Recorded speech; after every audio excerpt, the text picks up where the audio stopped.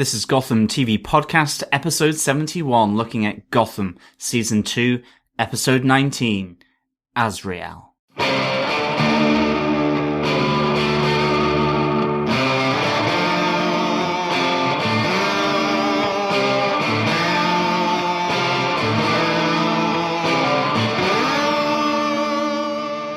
Hey, this is Drew Powell. I play Butch Gilzine on Gotham, and you are listening to Gotham TV Podcast. Welcome back, Gothamites, to our episode where we're looking at episode 19 of the second season of Gotham, and this is Azrael. We have rebirth, reborn, and resurrection in this episode.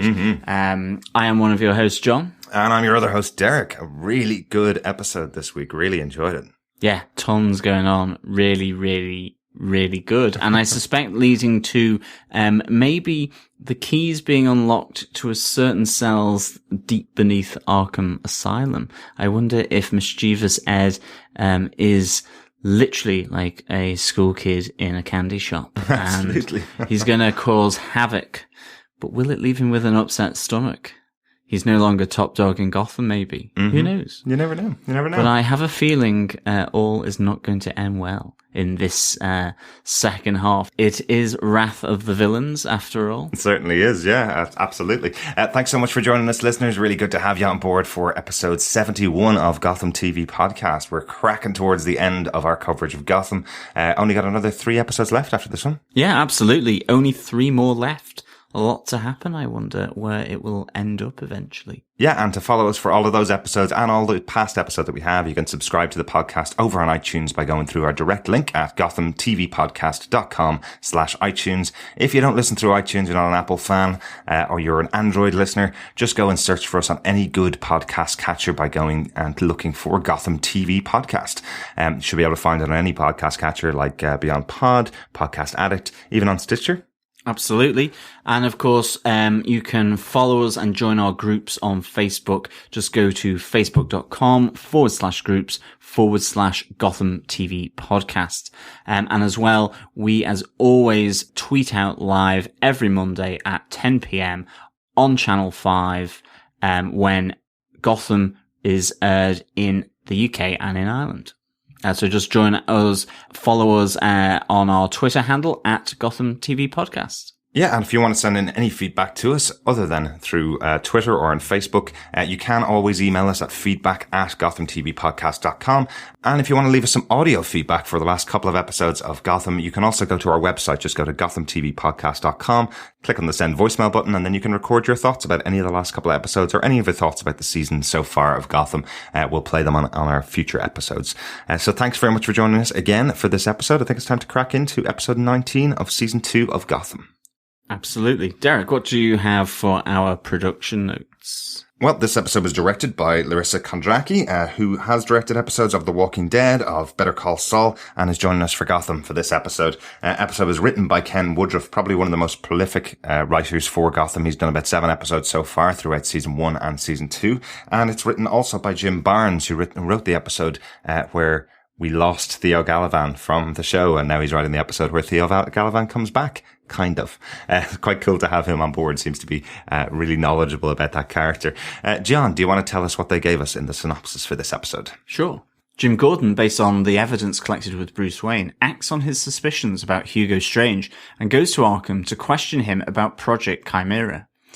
Their meeting spooks the philosopher and his assistant, Miss Peabody, but as they scramble to protect Indian Hill and its secrets, a chance encounter with Ed Nigma, freshly incarcerated in Arkham, makes Strange realize that everybody has a story. As Hugo imbues Theo Gallivan with his story, he creates Azrael, the Archangel of Death and protector of the Order of St. Dumas, which he unleashes onto Gotham and Jim Gordon. Meanwhile, Jim, Bruce and Harvey go with information about Project Chimera and Professor Strange to Captain Barnes and plead for his arrest. Whilst there, Azrael confronts Jim, and his speed, training, weapons and theatrics leave an impression on the young Bruce Wayne. Azrael again confronts Jim at the GCPD, where Barnes had imprisoned Jim for his own safety. But Azrael gets the upper hand, As they flee to the rooftop of the precinct, Azrael's identity, Theo Galavan, is revealed to Barnes and Jim, but is also broadcast to Gotham for all to see.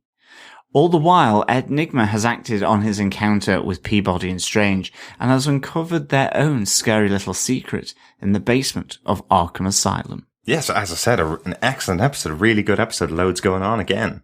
Tons going on, tons of character development, just seeing Ed sort of hold court in Arkham, just seeing him sort of start to figure things out, really good. Obviously Azrael came back or Theo Galavan, I should say, resurrected at the last episode, is suddenly given a meaning to his new existence. You have the depths of Peabody and Strange and what they will do to secure Indian Hill and their project, presumably still within the pay of Wayne Enterprises, no less, but not necessarily stated here, but that's what I kind of assume anyway. Yeah. And then, obviously you have, fantastic moment with Bruce Wayne seeing a certain caped individual flying around, with enhanced speed, weapons, just general training and a cape. Yeah. Exactly. So really interesting to see, but I think we should probably move on with our points. We normally do 5 of our points, good, bad, or indifferent, of the episode, and with that, I think, Derek, what's your first point? My first point about the episode is actually just a little point. It's about, unfortunately, poor Mr. Helsinger, who's been with us throughout season 1 and season 2, played by 2 different actors, but one of the maniacs, I think, at one point, led by Theo Galavan. He has been, I think, killed by Theo Galavan in this episode, which makes him the last of the maniacs now to have lost their life. He did outsurvive all of the other maniacs from previous episodes. I think Barbara Keane is still alive and was working with them, but wasn't necessarily part of that gang. So a little bit of a drop out a little drink for poor Helsinger, who now lost his life at the hands of Theo Galavan and his case full of weapons. Yes, that was a great little moment with use the case, and then Theo Galavan, or shall we say Azrael at this stage, actually uses the case and not the sword within, the sword of sin. Yes. Really, really good. I mean, yeah, I had a good little chuckle at that. Maybe you should try opening it, says Hugo. Yes. Really good fun really moment. good. Absolutely. But yes, what I say, a fond farewell to Helsinger. He's been a bit fun, throughout the 2 seasons. A bit scary as well. He is the one that beat Jim Gordon pretty badly in that alleyway, under the orders of Barbara Keane. That's when right. She had gone into the GCPD precinct, and obviously the ensuing massacre that occurred under Jerome. Yeah, so he played his role in that massacre to a T by keeping Jim occupied on other matters, i.e. making sure he got out of that alive. That's right. That's right. John, do you want to give us your first point? Yes, but I don't want to wander among mad people, said Alice. This was a really, really exciting point for me. 2 drops of the Mad Hatter in this. Firstly, we have right at the start, we have a wonderful little exchange between Miss Peabody and Hugo Strange, where Hugo Strange goes, "Wonderful, isn't he? Strong as an ox, quick as a snake." And Miss Peabody chimes in with, "They're no use if they're all mad as a hatter." Really, really good. And of course, then this whole notion brought in by Ed Nigma about everyone has a story, and that chimes with Hugo Strange, and we see him with Alice in Wonderland, Lewis Carroll's seminal work, and he's reading the famous line from that book. You have the response to Alice's initial phrase from the cat that we're all mad here. You have to walk amongst the mad people. So I presume there is a person in amongst one of the cells where the story of Alice in Wonderland, and in particular the Mad Hatter, will be imbued upon them. And we do know that Mad Hatter is a potential for season 3. Yeah. So This is excellent. I just loved it. I loved the notion of how the Mad Hatter comes into being here. He's one of my favorite characters. I think I really like just the notion that it's linked to Alice in Wonderland. Such a great story. So this was really nice and juicy in terms of what it forebodes on Gotham. Yeah, absolutely. No, I really like the character of Mad Hatter. I think right back to our coverage of Gotham Central before the first season started, we talked about a great story arc there where they had the Mad Hatter included in those stories. A really interesting character, really cool idea, effectively, that he creates mind control using hats, but he himself is a bit crazy. Effectively, he's gone mental and thinks he is the character from the Alice in Wonderland novels. So really interesting little call outs here. I don't know whether we're going to get him very soon, but it does look like that's the intention of Hugo Strange, is to embody someone with those quirky personalities. Well, that's it. With the success of Azrael and from Theo Galavan, he does walk down the corridor saying that he's going to insert personas into all subjects. So, I mean, this is now turning into a big project for him. It realizes his project of creation, from all those bodies, that it gives them a sense of purpose, and it looks like he's going to give them some pretty, twisted, wicked purposes. Yeah, I still agree with Peabody. I prefer Thorazine. Yeah, absolutely. Fantastic. I think for my next point, I'm going to bring up one of the biggies of this episode, our moment with Azrael attacking Jim and Barnes. Possibly one of my favorite moments that's ever been put in Gotham. I think it's fantastic. I love that Bruce is there to witness the attack of Azrael. Azrael's quite a big character in the comic books, as we mentioned on our last episode. Kind of has an interesting relationship with Batman, but having the young Bruce Wayne watching this character disappear in the shadows and reappear using parkour across the buildings is quite cool. Seeing Bruce's look, going, ooh, that's interesting. I like the way he does that. It's quite cool. Just having that attack itself, seeing him take out a lot of the officers in the GCPD a little bit later on, which I'm sure we'll talk about. But the actual introduction of Azrael into this city where Bruce is watching on, where Barnes is watching on, where Jim is watching on, really cool, especially because Barnes didn't believe that this person existed. And then the reveal to everybody very quickly that this is Galavan. Maybe masks don't protect your identity very long in the city of Gotham so far. Well, absolutely. But I mean, this was one of my points as well. I just thought this was a really great moment for Bruce Wayne, just seeing the awe and the intrigue on Bruce's face as he sees Azrael jumping around the room, using theatrics, has the cape, moving in the shadows, all of this, all foretelling his adoption of those traits for Batman. You see the switch or turn on in Bruce's mind though, as he's kind of following this shadowy costume figure, using the speed, the power, the training, and obviously the theatrics of the light and the dark. Really, really good. It really links into that confrontation of Batman and Bane in Nolan's last film, where they talk about the light and shadow and the theatrics and the dark.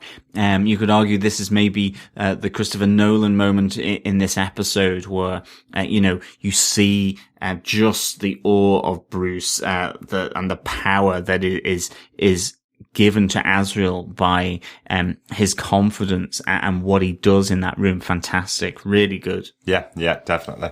One of the other little touches that I like building up to the potential future of Bruce Wayne in this episode, just a little touch in the conversation between Hugo Strange and Jim Gordon, where Hugo Strange says to him that Thomas was very good at compartmentalizing, hiding off elements of his personality and hiding off elements of his life working in Pinewood Farm. And he says to him that nobody knew the full details of what was going on in Pinewood Farms except for Thomas Wayne. I know it's a lie. I know he's telling Jim a lie, but it's a nice little touch. This is something that Bruce will do in future, that he will be compartmentalizing elements of his life in future to protect his secret of being Batman from everybody around him. I thought that was a nice touch in the episode as well.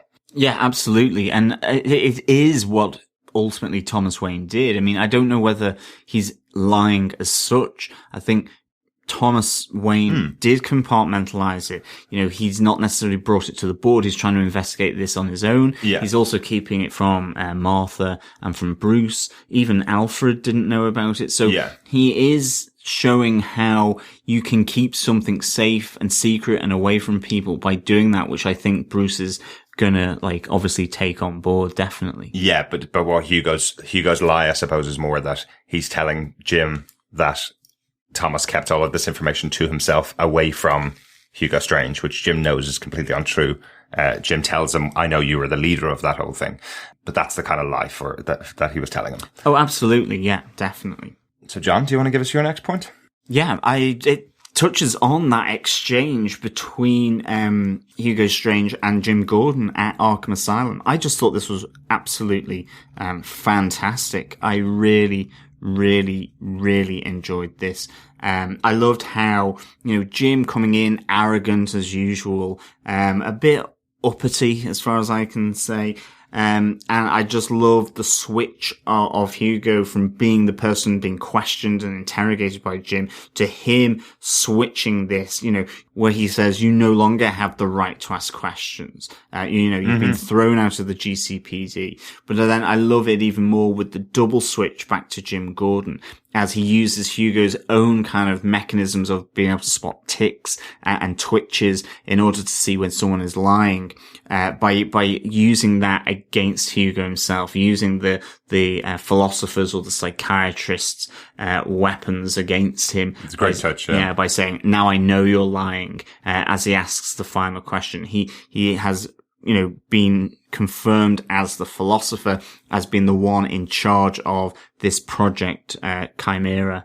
Really, really, really good, I thought. Yeah, a really good little touch where he asks to exhume the body of Victor Fries and is told that he's been cremated, which he knows for a fact not to be true since he saw him in the city of Gotham the previous night. Yeah, really good conversation between the two of them. Another great conversation within this episode is the moment with Barnes and Bruce Wayne, where Barnes effectively takes Bruce down a little peg. Thought it was a nice touch. Bruce is trying to stand up to Barnes, saying to him, I find your tone inappropriate when you're talking to Jim Gordon. I'm a concerned citizen. And Barnes says to him, I find you to be a pain in the ass, kid. Get out of police work. I thought that was a good little touch, just showing the kind of feeling that Barnes has for anybody outside of the GCPD. We see the same thing with Jim Gordon as well. He's very much, you know, the GCPD are here to deal with these criminal situations. You're no longer part of the GCPD. We'll get out of our way. We're going to go out and take care of this guy ourselves. Yeah, I mean, I really was thankful for Captain Barnes in this moment. I mean, and hopefully Bruce doesn't learn too much from Jim Gordon as far as I'm concerned about that. Because when Jim goes into Captain Barnes, you can understand Barnes's reasoning here. It absolutely makes sense. You know, he's talking about bringing people back to life, you know, and, you know, he calls him a self-righteous punk, to Jim. I would say you could change punk with a different word. I think, Captain Barnes has every right to say that, Jim is self-righteous. He comes in and says, Barnes, you're stubborn, and the GCP paid a price. Actually, everything that's happened to the GCPD from Jerome's massacre has all been down to a lot to do with Jim Gordon keeping secrets, not informing his colleagues and his officers and his superiors about what he's doing. That is what has brought down the death and destruction of the GCPD. And Barnes has been trying to take it down a route that can deal with all this craziness, which Jim is absolutely embedded in. So I loved it when Barnes goes to Bruce, you're going to stop inserting yourself into police business and go home. That's absolutely made sense to me. And I think that hopefully what Bruce learns from that is that you need to work with the police and the GCPD, have that working relationship that you move forward with, whether it's with one person or whether it's with a group of people that you can trust. Absolutely. Yeah. But I really, really like the fact that Captain Barnes here really just stuck it to them. I thought it was a nice moment to see that. And I think it was needed. I think it was needed for a bit of truth telling here. Yeah. Jim needs to get off his incredibly high high horse. Yeah, absolutely. But there is also a nice little touch as well later on in the episode when they're having that conversation where Barnes says to Jim, well, if you don't like it, maybe you should lead the GCPD. And Jim replies to him, maybe I will one day. Nice little touch of absolutely. Future prediction, obviously. Great little future prediction, definitely. Mm-hmm. And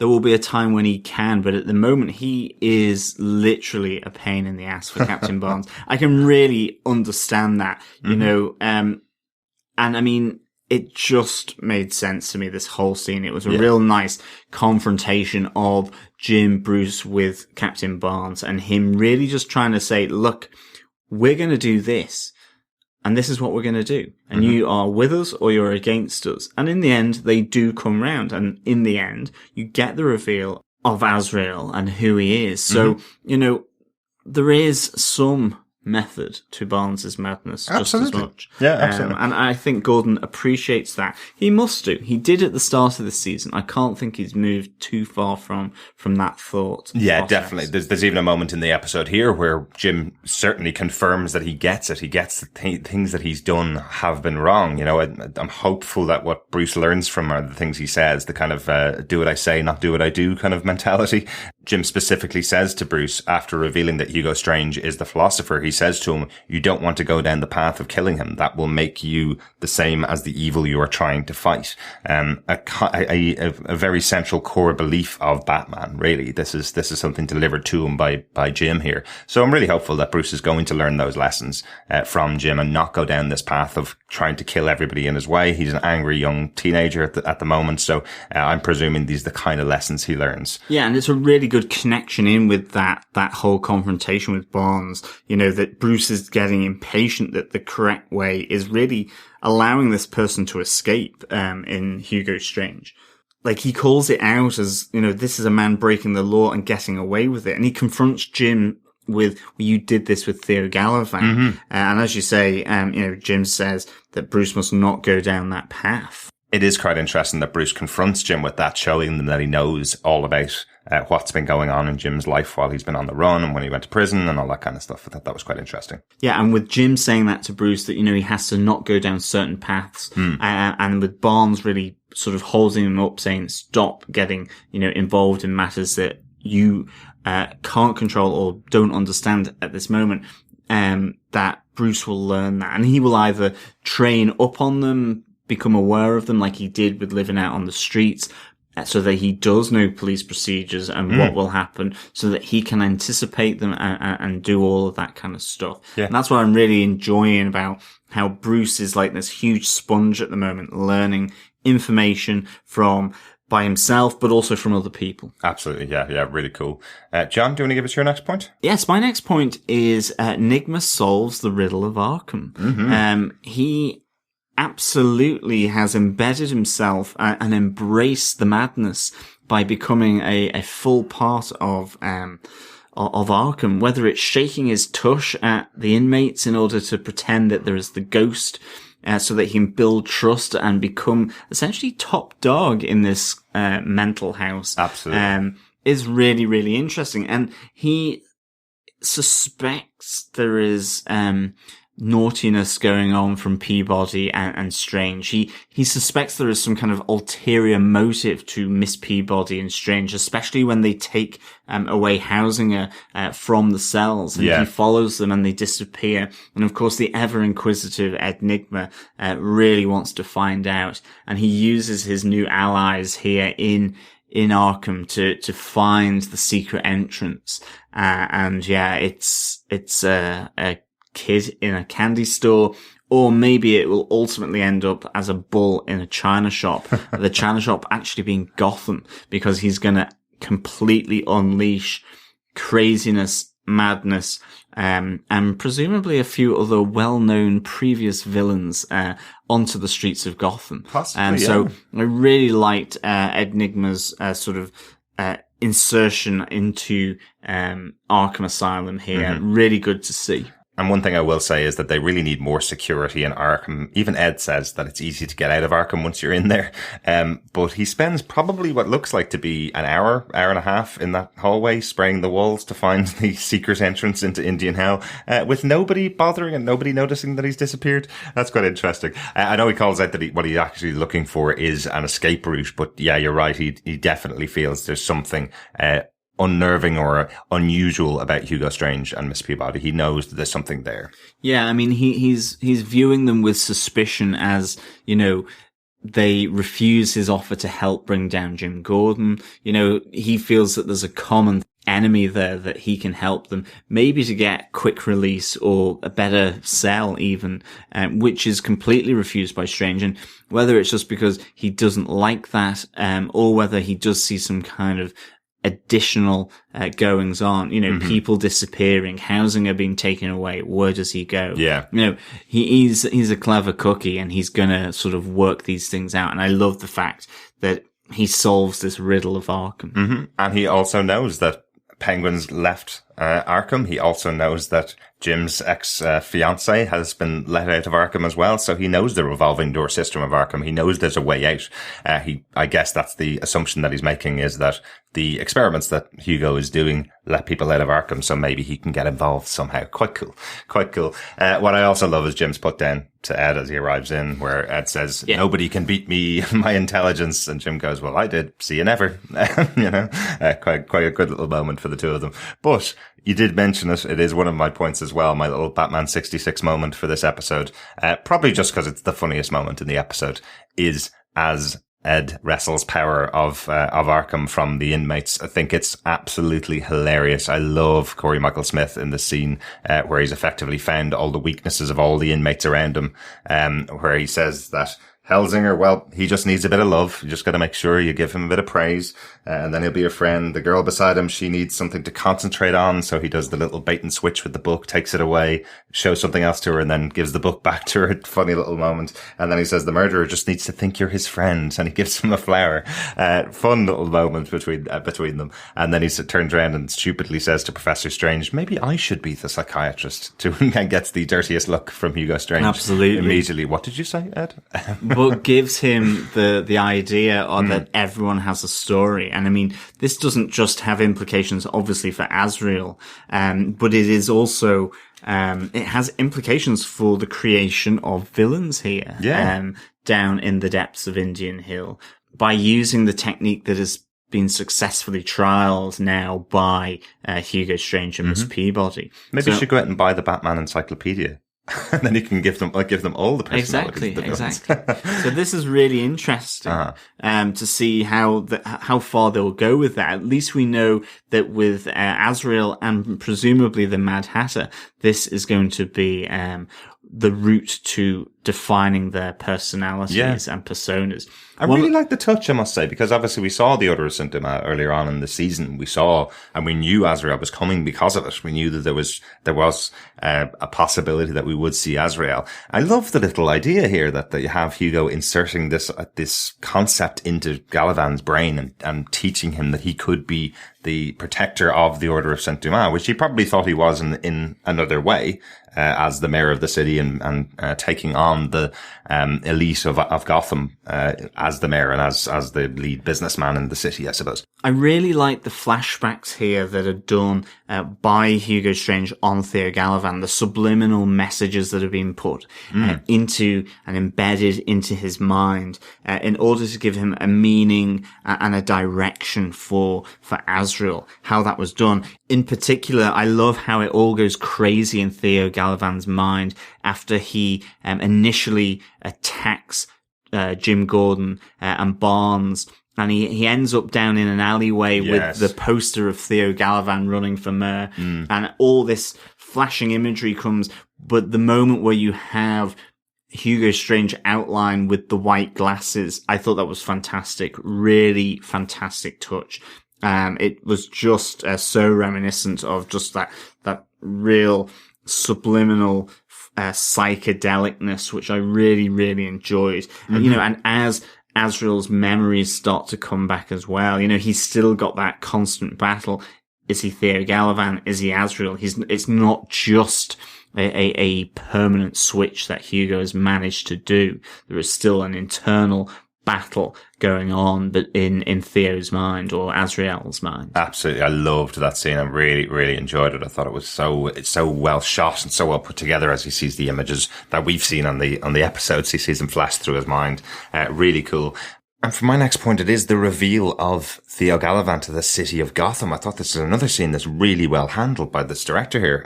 Really loved the idea of the pajama party over in Butch's when everybody's watching TV together, you know. Did they ever get out of their pajamas anymore? I don't think so. I think Butch has failed. I think it seems like he lost his legs rather than his hand. He hasn't been able to kind of leave the sofa in front of the fire at his headquarters. I mean, this isn't preparing himself for what I am sure will be the imminent return of Oswald Cobblepot in a slightly more cracked and violent way, as well as presumably his former boss with Fish Mooney. So, I mean, you know, he needs to start getting out and running his criminal empire.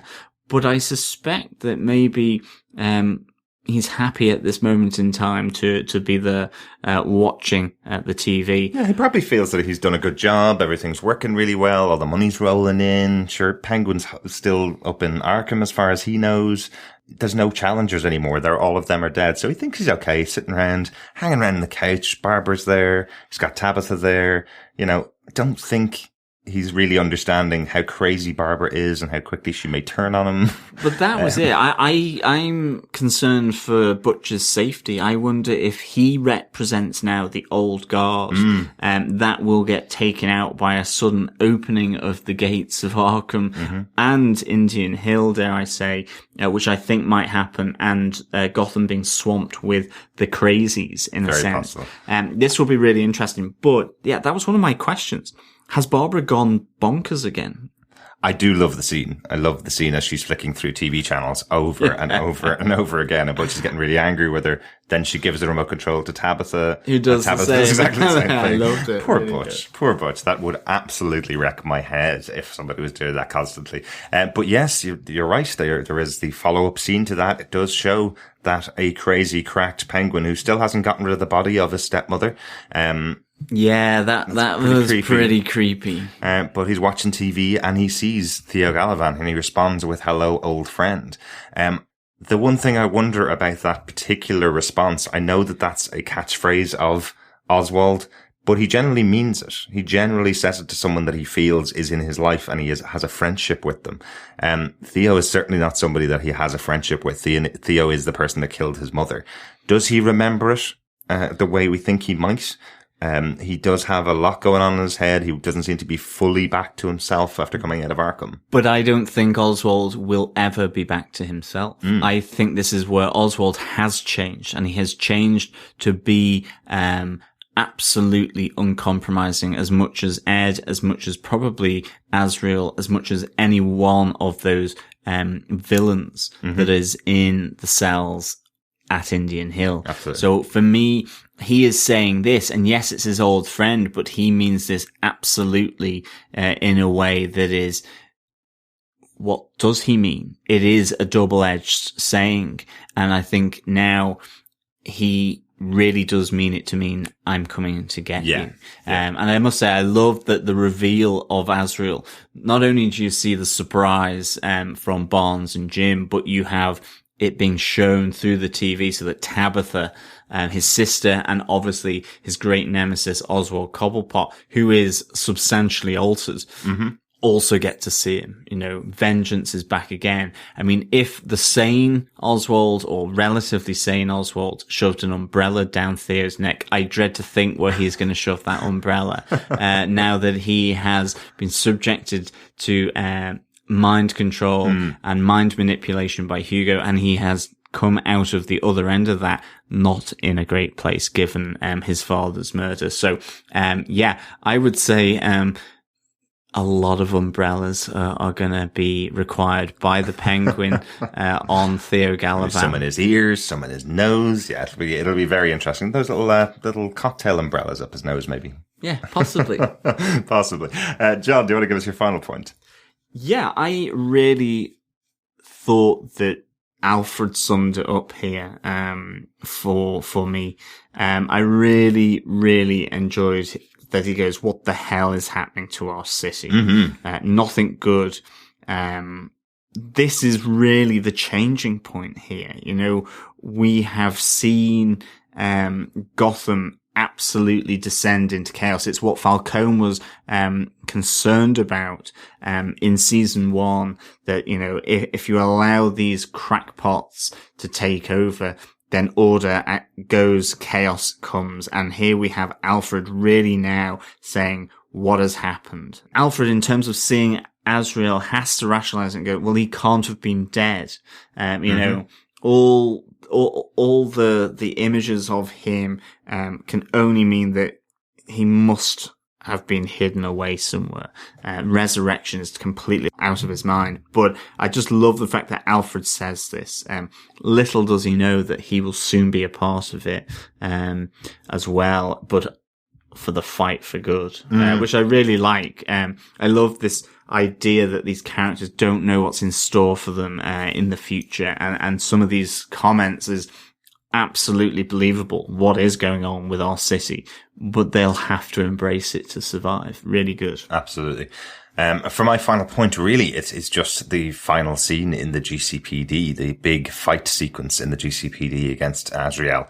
I've taken both of the Azrael points. Sorry, John. That's fine. But they were my points as well. I love it. I really enjoyed it. It really strikes me like the Arkham Asylum games, where Azrael is the predator here, taking out the GCPD, where he gets one guy from behind, where nobody sees him at all. I think that's really cool. Definitely strikes me of the Batman for the city. Really cool. And unfortunately, while I love that scene and Jim gets out, I think it's a really good creepy scene, like something out of a horror.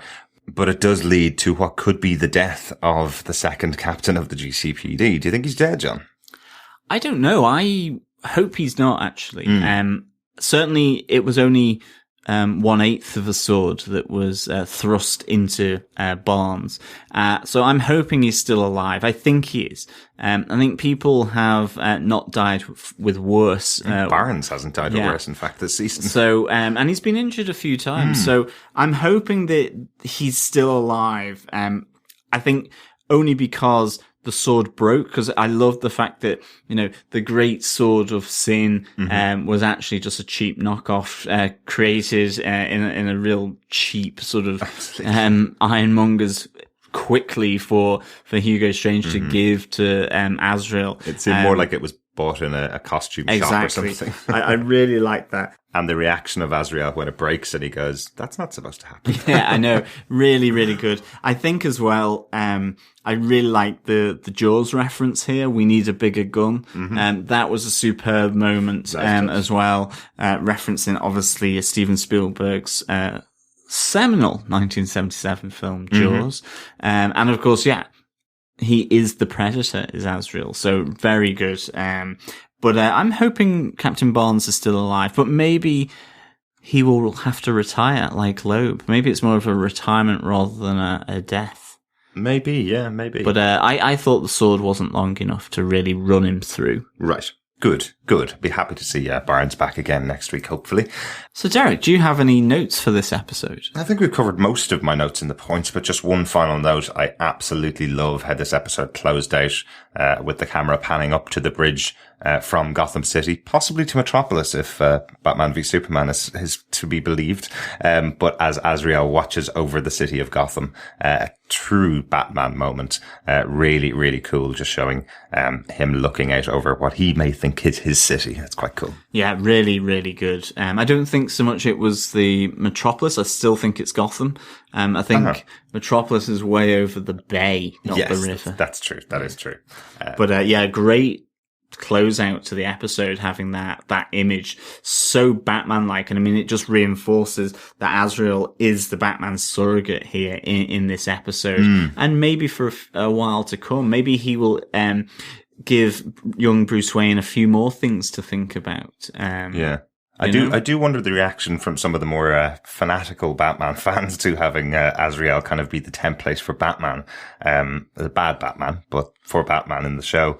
I'd be intrigued to hear any thoughts from our listeners about this, whether they were slightly offended by the fact that that Bruce will take up the mantle and do exactly the same things that Azrael would do on the good side.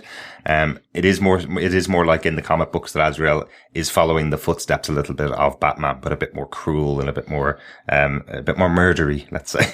Absolutely. I mean, for me, it's one of those things where I think they are absolutely within their rights, given that there is a multiverse on all of this to do it this way round.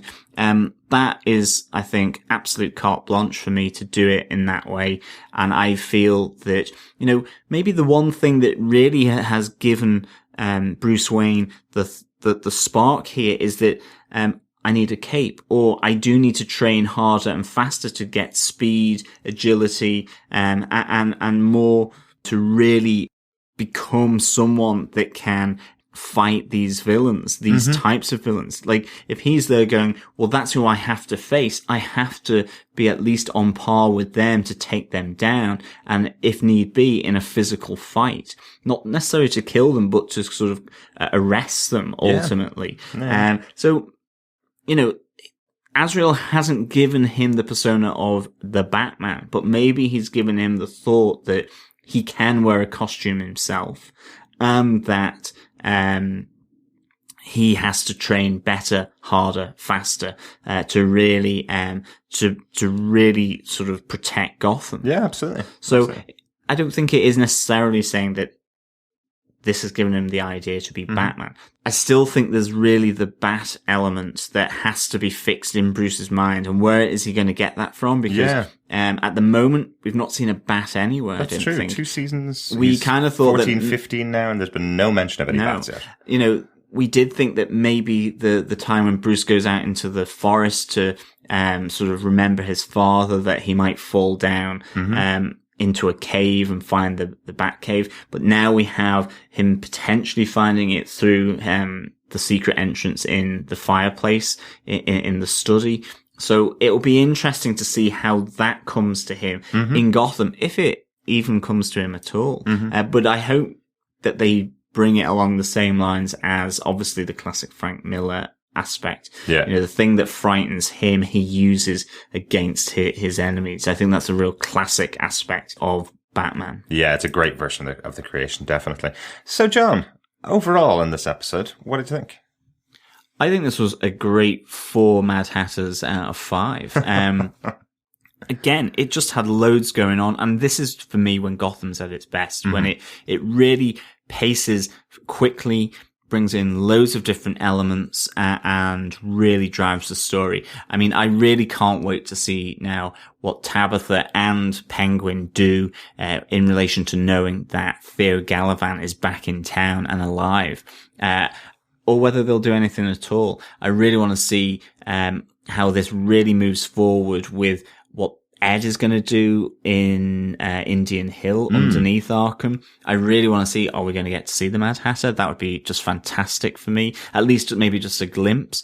I'd like to see a good storyline with the Mad Hatter, actually. No, absolutely. I prefer to see a good storyline in season 3, but it would be great just to see a glimpse of him going out of Arkham, escaping from Arkham at the hands of Ed Nigma, and really sort of seeing a few of those people go out into the city, which kind of leaves you wanting more for season 3. I think that'd be really good. I'm not really sure how much help Hugo Strange needs in releasing inmates out to the city of Gotham, though. I'm not sure seems to be doing quite well on his own so far this season. And yeah, absolutely. And then obviously just the unleashing of Azrael, and then the revelation that it is Theo Galavan, and just really seeing Bruce sort of process what Azrael brings to what he wants to do in protecting Gotham. Really interesting. But at the same time, as I say, I think that's a really important line from Alfred saying, what the hell is happening to our city. This is like uncharted territory, and I think it's just going to get more crazy. Mm-hmm. And I really want to see what the impact of that reveal is on the city of Gotham. You know, it's the reveal on television to everybody in the city of a very high profile person who's dead and been returned to life. What will that do to your city? What would happen in our city if we got that revealed, you know? Everyone would vote for him. Yeah, voting can be pretty weird sometimes, can't it? So, Derek, what did you think about the episode? Overall, I really liked it. I think after watching the episode, something that really struck me about it is that this is now feeling like the DC Comics universe again. The show started out as a crime drama, very much trying to take inspiration from things like Gotham Central, from the characters of Harvey Bullock and Jim Gordon, the police officers in the city of Gotham and what they would do. I do wonder if they looked at the success of shows like Flash and Arrow, which while on a smaller network, they do have the success for those smaller networks, smaller numbers again that you get on Fox. But I do wonder if they looked at the success of those shows in their ability to take characters from the comic book universe and said, how can we do that? How can we take those characters and not just use criminals on the street and mob bosses? And I wonder if this is them moving towards that a bit more. This is certainly the character of Azrael, the way he's portrayed in this episode is certainly the most comic booky character we've seen in quite a while on this show. I think is my feeling. Definitely. And there is soon to be the possibility of all those crazy villains being released from Indian Hill, let alone the slip of Oswald into even more sort of psychosis and craziness. Really going to see the evil Penguin, and obviously the manipulative Enigma, the evil manipulation that he does. So this is all just getting worse and worse for Gotham. Yeah, absolutely. But I just really enjoyed it. I have to say, I really enjoyed the episode and enjoy this move away from just the weekly stories. I think we talked about earlier on in the season, having these kind of arcs and having things happen that carry out over 5, 6, 10, 12 episodes in the season. That's great touches, and having it come back much more to the comic books is really enjoyable. Yeah, for me definitely, as well. definitely. Yeah, so with that, if you have any thoughts on this episode of Gotham or on this season of Gotham so far, please send those thoughts and discussion into us here at feedback@gothamtvpodcast.com. You can also leave us feedback and comments on our Facebook group. Just go to facebook.com/groups/Gotham TV Podcast. And of course, now you can leave audio. Just go to our website, gothamtvpodcast.com, and you can leave audio there to us, which we can then play on the podcast as part of the feedback segment, which I think leads us nicely into our feedback segment for this week. Absolutely. Our first bit of feedback comes in via email at feedback@gothamtvpodcast.com. And it comes in from Natalie. She goes, Easter came late this year for Gothamites, as we had a basket full of Easter eggs and foreshadowing, and a couple of callbacks as well in this episode. More recognizable Bat pieces also fell into place in a solid episode of Gotham. In a small but significant way, Jim Gordon may have just saved the future Batman from himself by living the consequences of what happens when you go too far. Jim's advice to be better than that will reinforce Bruce's intrinsic resistance to killing against those times when Batman will feel most tempted to murder someone. It also brings home the point that Jim's a second father figure for Bruce. Yeah, we've seen that reiterated quite a few times throughout the show. Absolutely. As Natalie goes on to say, he does a fine balance between dissuading Bruce from going down a course that is against the law to standing up to Captain Barnes at the end, where Natalie says he makes the case for sometimes having to go outside the law in order to get things done, especially in Gotham. So it's a real double-edged sort of Janus type position for Jim Gordon, both to be the mentor for Bruce and telling him the right path to go down, whilst in a sense not taking his own advice because he deems it necessary to break the law under certain circumstances. So I completely agree with Natalie on this point. You know, Jim does have a really good part to play in this episode, although I still think I'm really, really pleased that Captain Barnes absolutely stuck it to him and Bruce in this. I think it really needed Captain Barnes to be able to get his point across to these two main protagonists. Absolutely. Mm-hmm. As Natalie confirms in a sense what I've just said, Barnes begins to rant about how a loose cannon vigilante makes things more difficult for police, and maybe part of that is directed at Jim. Bruce interpreting that rant forms a nice foreshadowing subtext, as if his future self was offended at the description, whilst his present-day self merely wants to know what concrete things Barnes will actually do to catch said vigilante. Mm-hmm. This has been one of those themes running through Gotham, even from season 1, the notion of the vigilante, and whether it's a vigilante for good, or you could almost say that evil vigilanteism through the spirit of the goat as an example of that. Mm-hmm. But we had Balloon Man all taking it upon themselves to try and do something good, but maybe in a legal way, something that Jim was determined to stop. But it also means that the justice element, from an arrest and trial of the antagonist just could never be done, because the vigilante had always killed that villain. Yeah, absolutely. Natalie goes on to say Hugo Strange's manipulation of Theo Azrael reminds me of a tabletop gamer's dungeon master. Either he's played such games in his youth, or he's simply become an expert at playing along with patient delusions. That's actually a clever echo of early in the season. Theo convinced a disconnected from reality LARPer, live-action role-player, to drink a substance that turns into a knockout gas, then unleashes him upon then traffic cop Jim Gordon, all in a bid to bust the future Mannix out of Arkham. Now, Theo gets turned into a very dangerous LARPer and is set on Jim. It's a taste of his own medicine. Yeah, the guy with the blue mist, that was Zardon, wasn't it? That Theo had control, that he went out in the street with his sword to try and attack Jim.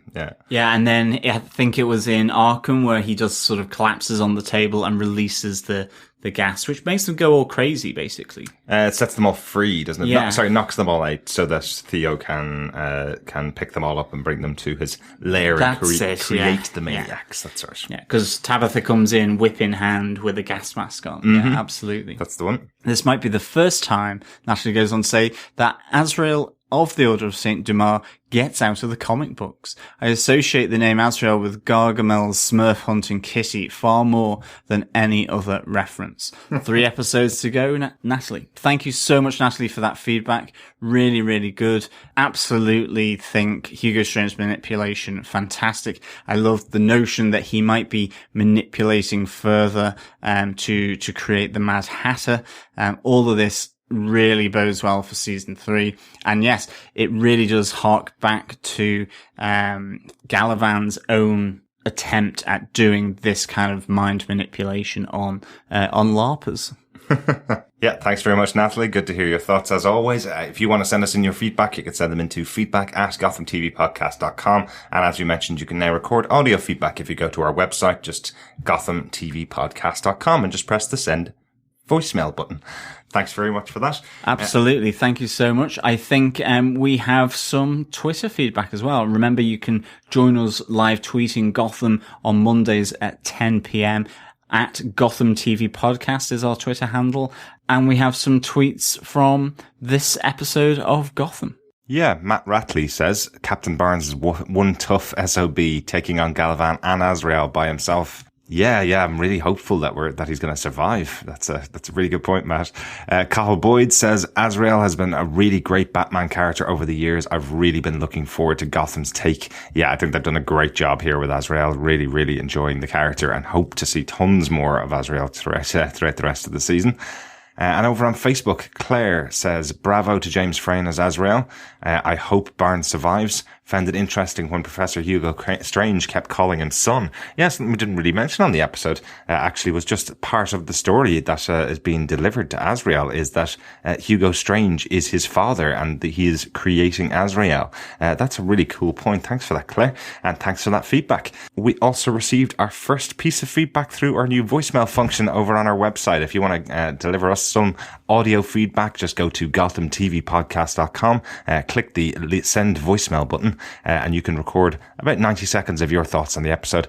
The first listener who's done that is Preston from Tampa Bay, Florida. Great to hear your thoughts, Preston. Take it away. Hi, guys. This is Preston from Tampa Bay, Florida in the U.S. I want to start off by saying thank you. Your podcasts make Gotham even more enjoyable for me. I really look forward to hearing your discussions each week and seeing what you have to say. So for that, thank you very much. On to Azrael. Just a couple quick observations of mine. I really loved the interrogation scene of Hugo Strange. It really seemed like he had the upper hand throughout the conversation, and then Jim managed to turn it around on him at the end. I thought that was really cool. I really enjoyed that. Good way to start off the episode. And then right after that, the excellent performance by Corey Michael Smith as Ed Nygma in the Arkham Asylum there. It was funny and it was well done. I really enjoyed that scene.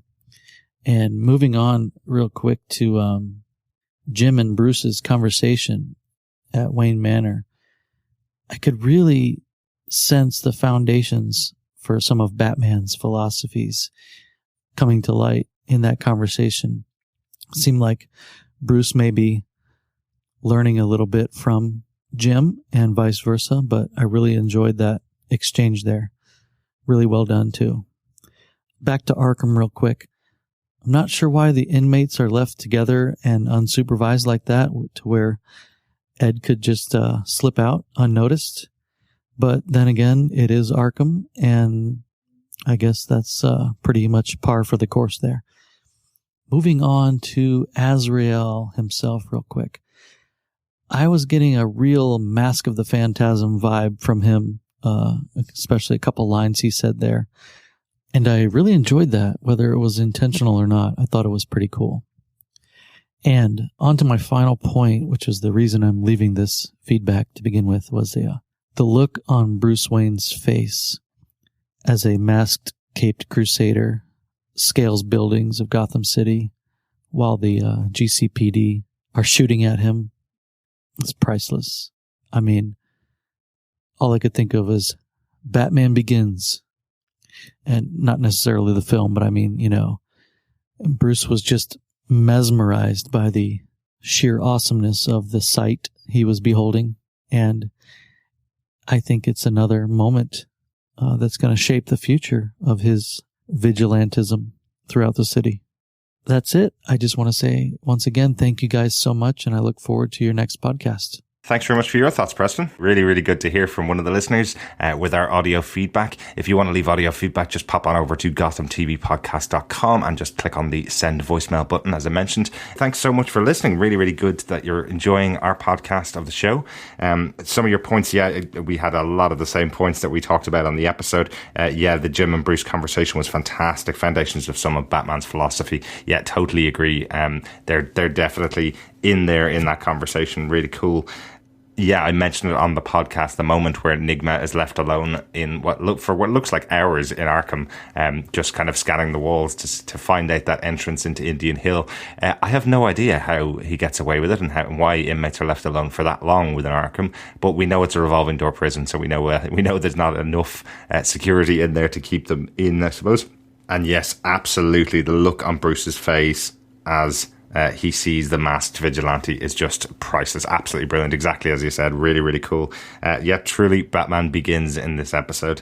Really interesting as well that you say about Azrael and Mask of the Phantasm. I haven't seen Mask of the Phantasm, the animated Batman movie for quite a long time. But yeah, I really do see what you mean about that. Really good connection there. For me, as I mentioned, again, it is very much to do with the Arkham games. He's the first one that's doing kind of Predator mode and Predator takedowns on some of the GCPD members in there. That's really cool.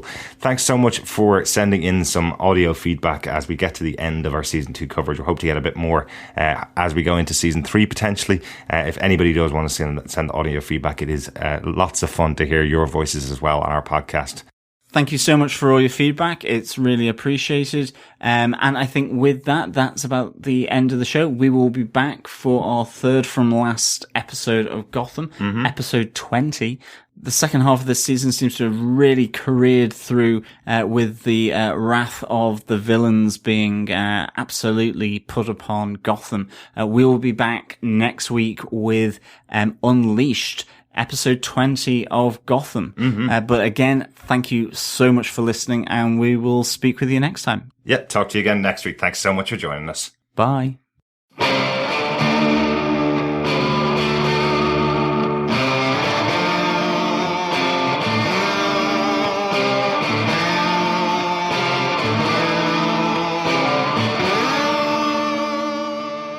Thanks for being a Butch supporter. Butch loves you, baby.